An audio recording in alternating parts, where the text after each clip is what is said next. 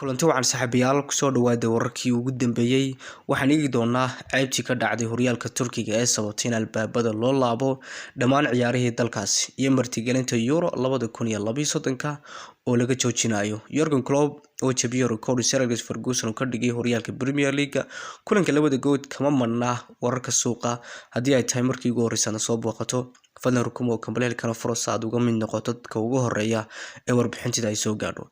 mar labaad soo dhawaada saaxiibayaal runtii waxaa lagu soo waramayaa in kooxda Inter Miami ay runtii shaacisay inay ciyaari doonto kulankii maalmihii ugu dambeeyay ay wargeysida ay ka waramayeen lagu waramayay in Lionel Messi iyo Cristiano Ronaldo ay kulmi doonaan sida runtii xaqiiqda ah markoodii ugu dambeeyay. haddaba labadan kooxood ay ka kala tirsan yihiin labadan ciyaartoy Inter Miami iyo Al Nassr ayaa kulan saaxiibtimo kulmi doona February sanadka cusub. runtii markii hore waxaa shaki la gelinayay in Inter Miami ay kulankan ciyaari doonto hadeerna iyaga ayaa shaaciyay kulankan waa xaqiiqo. Inter Miami waxay la ciyaari doontaa Al Hilal kooxaha Sacuudiga Al Hilal iyo waliba Al Nassr. Messi iyo Cristiano Ronaldo halkaas way kulmi doonaan waxaa runtii xaqiiqatan ay tahay in markii ugu dambeeyay noqon doonto labadan ciyaartoy waayahooda waa soo gabagaboobeen in badan waa isaga soo yimaadeen Clasico kulamadooda soo hormariyay Manchester United iyo Barcelona kulmadii fara badnaa labadan ciyaartoy siga soo hormariyeen ha noqoto xitaa kulankii PSG iyo waliba Al Nassr ay soo hormariyeen.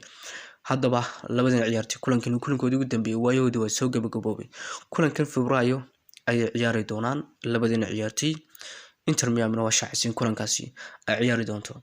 haddaba waxa saacadii ugu dambeysay aad looga waramaya oo wargeysida ugu waaweyn qaaradda Yurub xaqiiqatan ay qorayaan dhacdadii ka dhacday kulankii xalay horyaalka Turkiga. runtii ciyaar xalay la ciyaarayay koobka Turkish Super League dhacdo aad u la yaabhayd oo ka dhacday kulankii labadan kooxood Ankaragu iyo waliba Sosibor ay wada ciyaarayeen kulankani oo ahaa Turkish Super League oo gool ay ku soo dhamaatay ayaa runtii waxa dhacday in garsooraha kulankaasi daadihinayay Halil Umit meel lagu magacaabo uu gacanta ula tagay madaxweynaha kooxda Ankaragu oo lagu magacaabo isagana Furuk Koko. runtii madaxweynahan ayaa gacanta ula tagay garsoorihii daadihinayay kulankaasi. runtii haddaba arrintan waxay sababtay in dhammaan kulamada horyaalka Turkiga la joojiyo oo runtii la joojiyo waliba joojin aan caynayn oo waqti dib lagu soo noqon doono aan la garanayn. runtii arrintan ay saameysay sharafta guud ahaanba kubadda cagta laga ciyaaro wadankaas Turkiga. waxa kale oo runtii la soo sheegay inay suurtagal tahay in Turkiga loo diido inuu martigeliyo tartanka qaramada Yurub oo runtii la damacsanaa ee wadanka Turkiga uu martigelin doono 2022 dhacdadan ka dhacday oo ugubka ahayd.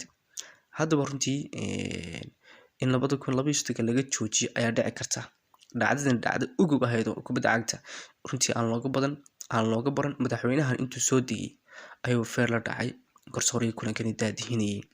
sidoo kale waxaa la arkayay madaxweynahani in la socdo isagoo laad ku dhufanaya garsooraha. dhacdo waxay noqotay aad u la yaabo qaaradda Yurub iyo waliba warbaahinada runtii ka faallooda kubadda cagta aad u saameysay oo runtii la isla dhexmarayo saacadii ugu dambeeyay. dhacdadana waxay aad wax u yeelisay sharafta kubadda cagta Turkiga 2022 wadaasi kala gelinayo inay martigeli doonaanba kulamada qaramada Yurub tartankaasi qaramada Yurub. liiska goolhayaasha lala xiriirinayo Newcastle ayaa runtii sii kordhaya. waxaan ka soo warramay toddobaadkii hore in liiska ay doonayaan in goolhayahooda ka dhaawacan ee Bobe ay runtii ay uga dhigi doonaan bedel uu ka mid yahay goolhayihii hore ee kooxda Manchester United David De Gea. haddana waxaa lagu soo waramayaa in Hugo Lloris inuu ka mid yahay goolhayaasha ay doonayaan kooxda Newcastle United inay bedel ay uga dhigaan Bobe iyo waliba Sam Johnstone. labadan goolhayo ayaa xitaa iyaguna kusoo biirbalay liiska goolayaasha ay doonayso Newcastle United.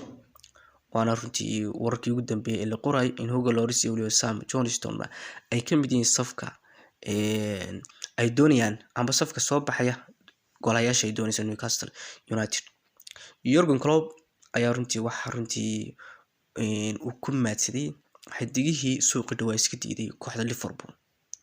waxa uu leeyahay Jurgen Klopp waxaa jiray xidigo fara badan oo diiday xidigo waliba daafac dhaxaa oo iska diiday kooxdani ayaa jiray. runtii Jurgen Klopp waxa uu leeyahay oo ku maadsanayaa xidigihii diiday kooxdani Liverpool. xidigooyin fara badan ayaa kamid ahaa xidigihii iska diiday kooxdan Liverpool. waxaa kamid ahaa Caicedo. runtii Jurgen Klopp waxa uu leeyahay waxaa jiray xidigooyin fara badan oo la diiday inay kooxdan ugula soo biiraan, isagoo runtii la filayo inuu ku dhaga hadlayo Caicedo iyo waliba xidigaha Chelsea ee kamid ahaa xidigihii diiday Liverpool.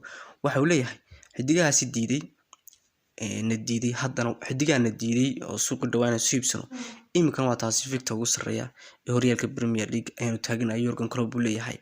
Chelsea waa taasi iyadu dhibtoonaysa oo runtii xitaa waxa jirta kulankii dhawaa ay Everton ay garaacday. runtii Chelsea waa dhibtoonaysa. Caicedo ku darso waxa kamid ah xidigihii diiday kooxdan Liverpool inuu ku soo biro oo isagoo cadeystay inuu doonayo in kooxdan Chelsea uu ku biro. Chelsea kaalinta 12aad ay ku jirtaa 19 dhibcood oo kaliya way 16 kulan ay ciyaartay, halka Liverpool 16 kulan ay ciyaartay 37 dhibcood ee horyaalka Premier League ay ku hogaaminayso. waa kaasi oo ninkii Jurgen Klopp ahaana uu ku maadsanayo xidigii iska diiday ee ka doorbideen kooxa kale ay aadaan. wuxuu leeyahay maxaa tarsateen wana kaas anagu Victor ugu sareeya horyaalka taagan anagoon idin soo qaadana. Liverpool oo runtii toddobaadkan la wareegtay hogaanka horyaalka Premier League markii ugu horeysay tan iyo September 2021 ee ugu dambeysay, waxaana waqtigaasi laga joogaa 2 sanadood iyo waliba 3 bilood. runtii haddaba kulankii dhawaa ee kooxda Liverpool ay Crystal Palace ay garaacday, inkastoo Liverpool ay daqiiqadii ugu dambeeyay goolkaba laga horeeyay ay daqiiqadii ugu dambeeyay ay guush ay xaqiistay daqiiqadii 91aad oo goolka guusha uu u dhaliyay xidigooda daada yar ee Elliot. goolkaasi oo kooxda Liverpool ay ku guuleysatay.